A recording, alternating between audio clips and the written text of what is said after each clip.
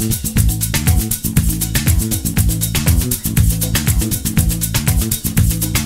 Alec. Hey guys, it's Alec Torelli, and today's question comes from a few of my readers after my recent trip to Oklahoma playing on Poker Night in America, which is televised on CBS Sports nationwide. It's also streamed live on Twitch.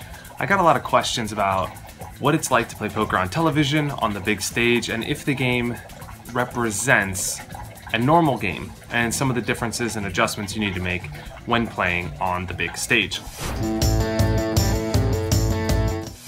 Now, I'm really always excited to go play on television. It's something that I love doing because it sort of augments the level of competition. And having, the viewership of, potentially the whole US, and it's streamed on Twitch with commentators, everybody watching, they could all see your hole cards, etc. It does change a little bit from a personal standpoint of, how I approach the game, and it sort of feels tantamount to how I would imagine an athlete feels when going to a big game, like a playoff game or a Sunday football game, etc. When I go to the casino and play, at the Bellagio or Commerce or the Wynn, whatever, it sort of almost feels like practice in a way, because it's just like, it's repetitive, right? Every day is sort of the same, and you don't have that big thing that you're building up to. So television really does, add that level of augmentation to the competition, and I think that, everybody to some extent wants to put on a good face, right? People don't go on television to look bad, and so everybody wants to be, look good in some way, whether that's their personality, or in my case, my personality also, but my poker ability that I've worked, for over 10 years to sharpen. And so I want to come off as a really talented poker player that, can showcase some of my ability to shine in those moments. So some people would maybe argue that they feel some pressure in that situation, and that pressure causes them to play worse. I don't think that I personally feel that way, because I was fortunate to be introduced to television from a very young age. When I was 18, I made the final table of the World Poker Tour in Aruba, and that was my first time on television. I was interviewed, I did the media and stuff like that, and throughout my career I've had many opportunities to be playing on television, so it sort of became something that familiarity breeds confidence, and I just got familiar with it, and it sort of became second nature. So in that environment, I really feel like I'm able to play my A game, and I'm able to take advantage of situations that without fear, that I could do that maybe other people would be a little timid for. And I think that gives me a big competitive advantage, because when someone is apprehensive about the cameras, or they don't want to look bad, or they're playing with a lot of money because the television game is bigger than normal, or they have other people watching them, or they're concerned about the comments of other people, that leads to a lot of how they're going to play and how they're going to react, and it makes them more ABC. You might have noticed this in your normal poker games. Let's say you go play at your local casino, and you play a game twice as big as you normally play. Maybe you feel some of those same concerns, like the game is bigger, there's more pressure, there's people like watching, or there's more at stake. Even just the idea that there's more at stake than there normally is causes people to react differently. You might have noticed this in other players, where you're in a game you're really comfortable in, and they're taking a shot, and now suddenly you have an edge over them, not only because of your skill set, but just because you're in a position of more comfort than they are. And I feel like television brings that out to an extreme with a lot of different people. Now, as for the game of poker, how it's played from a technical standpoint, I feel like it's played pretty normally, right? Like, you don't really have much option to do anything differently, because there is a lot at stake. If you're playing the game I played in, you could win or lose $50,000, and so it's hard to really do something for television, right? Like, there are some times when I take slightly negative EV situations because maybe it's more likely I get this hand on TV, or if a situation's close, I'll get in there and gamble a little bit. If I'm playing a pot against Phil Hellmuth, for example, just because there's something to be said about just stacking him on television. That would be cool, right? Like, it's something you think about as a little kid wanting to play poker, and if I don't have the chance to do it every day. So yes, if I lose $300 pre-flop in EV for the chance to win $10,000 and stacking Phil Hellmuth, then just like a cool memory, sure, I'll do it. But other than that, and I think everybody does that to some extent, right? But other than that, I just feel like the game is played pretty normally. Now, you get a lot of different characters on television, and that changes the way the game plays. But the strategic standpoint, like if you play against other pros, or you play against just like amateurs or businessmen, etc., I think they're all playing pretty similar to how they would play normally. And I think, you know, after 15, 20 minutes, 30 minutes, you know, most of these people, it's not their first time on TV, especially on like Poker Night in America, where, you know, it's a circuit that travels around the US. It's five seasons, 6 seasons in, and a lot of people have played many times. You know, after your first, second, third time, you get pretty used to it, and I don't think people play very bad or any different than they normally would. Now, there are satellite winners that play that show, and, you know, sometimes they're a little uncomfortable, and that's clear, that shows. They're kind of like a little bit of a fish out of water sometimes. But it's hard to know how they'll react. Sometimes people, when they're under pressure, they play really solid, tight, straightforward ABC. They're really, you know, scared.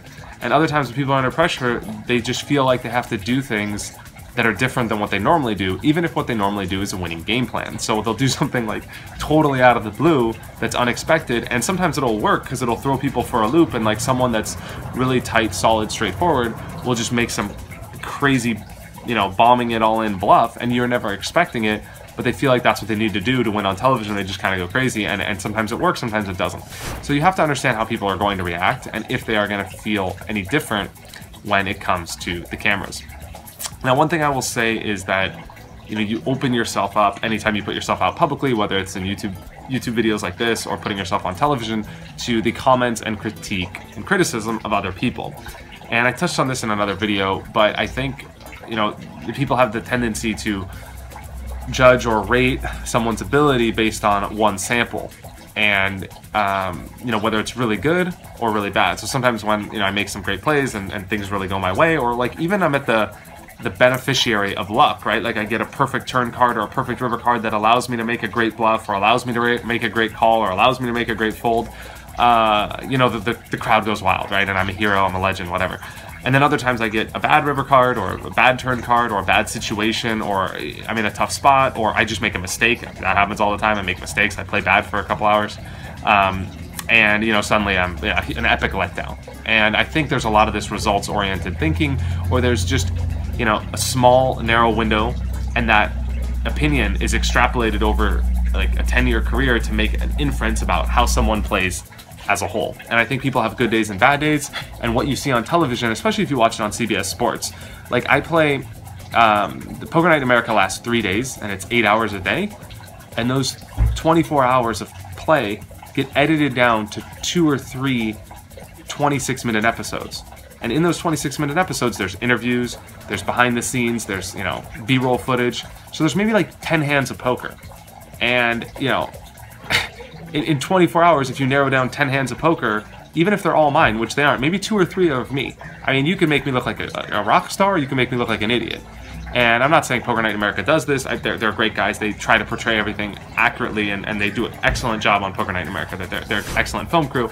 But I'm just saying, like, you know, there's just luck in how you are portrayed, right? Maybe you have a great day, you make a great call on the river, etc., and you look like a legend, or maybe you make 1 or 2 bad calls, those 2 calls go on national television, and suddenly that's, you know, how you're being portrayed to the world, and that's just part of what you sign up for. It's not like bad or good, I'm not upset about it. That's just part of what I subject myself to when I decide to go on national television and play. But you gotta remember that, you know, there's 24 hours of airtime, you know, that are being filmed, and, you know, 2 or 3 or 4 of those hands are all you're gonna get to see. So, you know, you might see 2 mistakes, you might see 2 times that me or anybody else did something awesome, and that's it. But don't take that to mean that that's someone's poker career, or that's someone's overall ability, whether it is good or bad. Also, the last thing that's lost on television is a lot of the context of the game.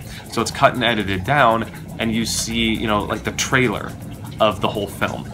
And, you know, it's like reading the cliff notes of a novel. You know, you miss a lot of those intricate details. So one of the things that's missed is, you know, whether players are winning or losing, the history amongst the players, you know, the psychology at the table, you know, the last 15, 20 hands, if people are in the mood, who's drinking, who's not drinking, all those little things that that go into how people are going to react, how people are going to play decisions, is ultimately lost. And it's not of any fault of the television crew or the show or anybody. It's just the nature of, you know, being forced to edit everything down into a 26-minute episode. Some things are going to be lost, and those things ultimately affect why people made a lot of decisions. So it's hard to isolate things and look at things in a vacuum and just say, oh, that makes, you know, this is why they did that, when, you know, some of the information's lost. But overall, it's a great experience. I love it personally. I feel like it's, you know, one of the premier things that I look forward to, not just Poker Night in America, but any opportunity to play, even if the game is relatively smaller than a game I could play in a casino. There's something about the production aspect of poker. Maybe it's the way I grew up, you know, seeing poker on TV for the first time as a 16-year-old, just, you know, idolizing that sort of situation. But there's something about that that makes playing on TV one of the most exciting things that I could do in poker today. So anytime I get that opportunity, even if I have to fly to a different side of the US or a different side of the country, a different side of the world for 2 days, I'll do it because it's so exciting to me. It's something I grew up and wanting to do, and it's something that for me just never gets old. I'm humbled every time I get the opportunity to do so. Those are a little bit about my thoughts on TV poker in general, specifically about, you know, Poker Night in America, which I've had a lot of experience playing on recently. If you guys have any questions, leave them in the comment below. Let me know your thoughts. And otherwise, I will see you guys next time right here on this channel. Subscribe, putting out a lot of new content soon. Peace. That's it.